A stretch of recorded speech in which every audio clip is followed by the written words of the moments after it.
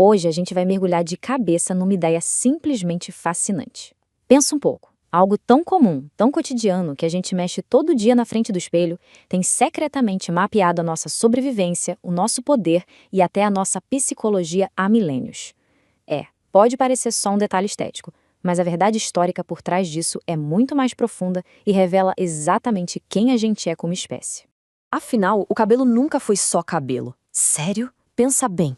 Enquanto roupas mudavam completamente de formato, línguas inteiras sumiam do mapa e impérios gigantescos desmoronavam, os nossos fios continuaram lá, firmes e fortes, como um símbolo humano universal.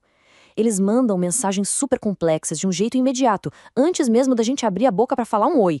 Estamos falando de poder, identidade, religião, sedução, medo e, claro, liberdade. Tudo isso sempre esteve literalmente codificado bem aí no topo da sua cabeça. Bom, então vamos lá. Parte 1, Biologia, Força e Poder. Imagina só os primeiros humanos. Para eles não existia absolutamente nenhuma preocupação com moda ou estética. O papo ali era pura biologia em ação, pura sobrevivência. Deixar o cabelo e a barba crescerem de um jeito totalmente selvagem era, na verdade, uma baita ferramenta de defesa lá no alvorecer da humanidade. Um indivíduo grande, super cabeludo e barbudo, parecia fisicamente muito mais volumoso, sabe? Muito mais intimidador. Era como se fosse um aviso visual instantâneo para predadores e rivais. Opa, não mexe comigo, aqui tem dominância e força. E olha que incrível como essa biologia evoluiu rapidinho para a estrutura e hierarquia social. Lá no Egito Antigo, a gente tem uma justaposição perfeita disso. De um lado, os faraós ostentando aquelas perucas absurdamente elaboradas, feitas com o maior cuidado do mundo. E não era só vaidade não, viu? Elas eram o símbolo máximo de autoridade divina. Tipo, quanto mais sofisticado o cabelo, mais poderoso o faraó era no império. Por outro lado, na exata mesma civilização, os sacerdotes raspavam a cabeça inteira, zero cabelo. Era a representação da pureza total, de um desapego material absoluto. Ou seja, ter muito cabelo ou não ter nenhum definia literalmente os dois maiores extremos de poder e do que era sagrado. Muito louco, né? Mas essa ideia de força através dos fios também ditou as regras em outros lugares, tipo na Grécia Antiga. Pega os guerreiros espartanos, por exemplo.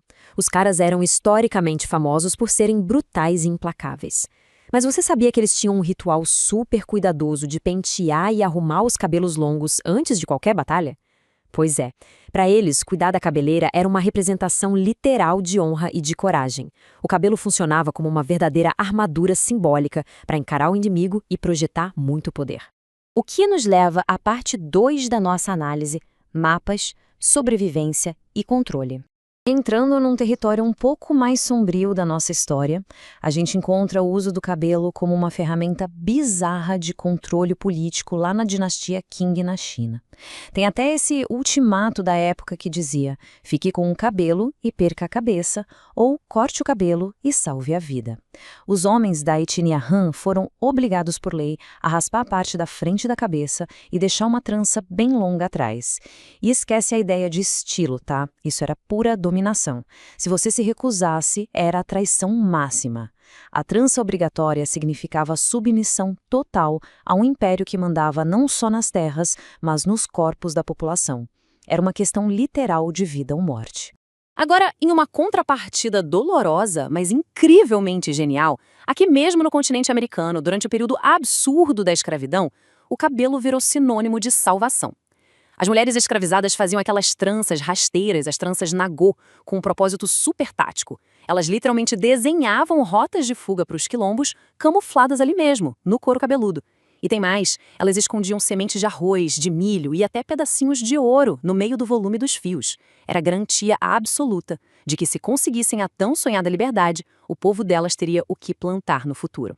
O cabelo se transformou silenciosamente num mapa vivo e num verdadeiro cofre de sobrevivência. E é exatamente por carregar toda essa dignidade e essa identidade absurda que arrancar o cabelo à força sempre foi uma punição devastadora. Pensa em 1944, na libertação da França, logo depois dos horrores da Segunda Guerra.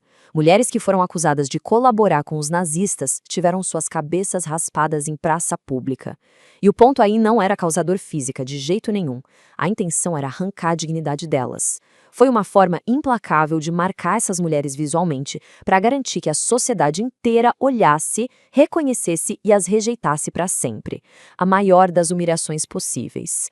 E assim chegamos na parte 3, a arma da rebeldia. Quando a gente avança para o século XX, as coisas ganham uma energia totalmente diferente. Nos anos 20, as mulheres vão lá, passam a tesoura nos fios e lançam o famoso corte bob curtíssimo. Gente, pela primeira vez na era moderna, isso não tinha nada a ver com seguir moda. Foi o primeiro grande ato de rebeldia política feminina, mandando um recado claríssimo para o mundo. A mulher e o corpo dela não pertenciam mais àquele padrão de submissão. Aí a gente pula para os anos 60 e os cabelos gigantes e naturais dos hippies se tornam o símbolo máximo da rejeição à guerra e da liberdade. E logo na sequência, na loucura dos anos 70, os moicanos agressivos da cultura punk e o volume imponente do Black Power entram em cena quebrando tudo, estilhaçando as normas sociais.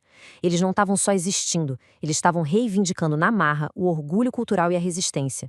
O cabelo passou a gritar mensagens políticas, alto e em bom som. O que nos traz direto para a parte 4, o peso psicológico e comercial.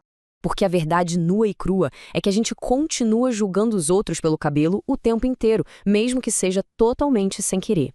Quando a gente bate o olho na aparência de alguém, o nosso cérebro faz associações imediatas. Olha isso, 40% das nossas percepções de juventude, 30% sobre a saúde da pessoa, 20% de nuances de personalidade e até 10% do nível de competência profissional. Tudo isso a gente extrai instintivamente de um simples estilo de cabelo. É por isso que perder o cabelo de forma acidental abala tanto o íntimo. Nunca jamais é apenas sobre perder fios. É quase sempre aquela sensação paralisante de estar perdendo um pedaço da própria identidade e a confiança de existir no mundo. E agora o que é realmente bizarro analisar aqui é a ironia gigantesca que existe na nossa sociedade atual. De um lado, a gente tem um ato de fé enorme. Todos os anos, milhões de pessoas viajam para templos indianos só para raspar a cabeça. É um ritual puro, sagrado, uma busca pelo desapego total do ego. Mas do outro lado, é exatamente esse ato de fé que acaba abastecendo de forma direta uma indústria global multibilionária de vaidade. É de lá que vem a principal matéria-prima super cobiçada para extensões de mega hair e perucas caríssimas no mundo todo. É muito fascinante ver como a espiritualidade milenar de desapego alimenta diretamente o mercado estético de altíssimo luxo. E tudo isso por conta do valor gigantesco que a gente ainda dá para uma cabeleira. Mas essa importância toda só rola porque o cabelo funciona como um marcador das fases da nossa vida num nível super íntimo. Pensa naquele fenômeno clássico que quase todo mundo já viu ou até já fez. Mudar radicalmente o cabelo depois de um término difícil de relacionamento, de uma perda grande ou numa fase de recomeço. Isso não é só bater ponto no salão, é um verdadeiro ritual psicológico. Mudar o visual é a forma mais antiga e acessível que a gente encontrou de sinalizar para o mundo, e principalmente para o nosso próprio reflexo no espelho, o seguinte: olha, aquela pessoa que eu era até ontem não existe mais. O que nos deixa com uma provocação final bem interessante para fechar essa nossa análise. Se, como a gente viu até aqui, o cabelo passou milhares de anos servindo como biologia pura, armadura de combate, mapa de sobrevivência, ato de fé e até arma de rebeldia política, então quando uma pessoa senta numa cadeira e decide cortar os fios depois de uma fase dolorosa, o que é que ela está realmente cortando e deixando para trás naquele chão? A história responde: os fios caídos são só superfície. O cabelo foi e continua sendo a extensão mais visível da nossa identidade.